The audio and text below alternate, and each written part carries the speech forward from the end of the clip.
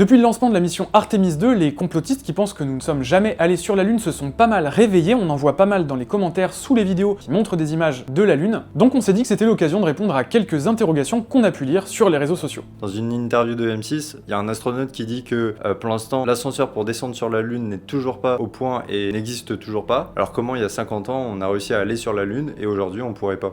Bah en fait, les besoins sont pas du tout les mêmes. Aujourd'hui, on a besoin d'un énorme vaisseau pour atterrir sur la Lune, le HLS de SpaceX. Pourquoi? Parce qu'en fait, à terme, on veut construire une base sur la Lune. C'est pas du tout les mêmes objectifs qu'à l'époque, et l'atterrisseur lunaire de l'époque, le LEM, était donc beaucoup plus simple. Ok, et pourquoi avoir attendu 50 ans pour y retourner?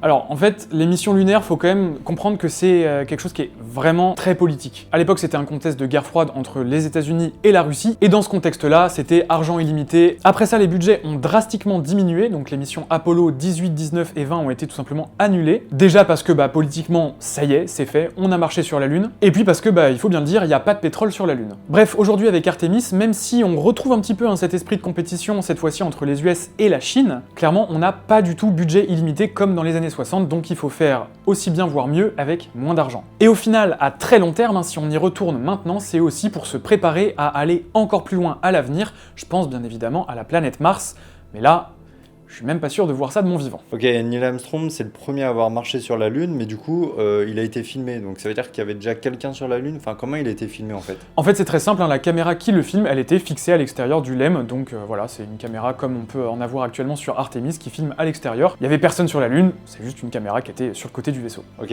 alors sur la Lune, il n'est pas censé avoir d'air, alors comment le drapeau il flotte? Alors effectivement, sur la Lune, il n'y a pas d'atmosphère, il n'y a pas d'air, il n'y a pas de vent, mais en fait, si vous regardez bien, le drapeau, il est tenu par une tige horizontale qui tient donc le drapeau pour pas qu'il soit tout moche, tout plié. On met une petite barre pour le tenir, et après pour ce qui est des mouvements qu'on peut voir sur certaines vidéos, pareil encore une fois, si vous regardez bien, c'est quand les astronautes manipulent un petit peu le mât, forcément il y a un petit peu d'inertie dans le tissu, et donc ça bouge un petit peu comme s'il y avait du vent, mais il n'y a pas de vent, voilà. Sur les photos et les vidéos, on voit pas les étoiles. C'est hyper simple de l'expliquer. La Lune, vous le voyez, la nuit, la pleine Lune, c'est hyper lumineux. Quand on est dessus, c'est encore plus lumineux. Et en fait, avec une telle luminosité qui vient du sol, si vous voulez filmer correctement le sol et voir correctement donc les astronautes et le vaisseau, etc., tout ce qui est posé au sol, vous êtes obligé de baisser l'exposition de votre caméra, en tout cas de l'ajuster pour que l'exposition du sol soit correcte. Et quand vous faites ça, les étoiles, elles sont beaucoup trop peu lumineuses et donc disparaissent un petit peu dans la nuit. Bref, là on a fait que gratter la surface des idées reçues et des théories du complot à propos des missions Apollo et des missions lunaires en général. Si ça vous intéresse et si vous avez envie qu'on parle d'autres sujets liés à tout ça, n'hésitez pas à nous mettre dans les commentaires, on se fera un plaisir de le faire.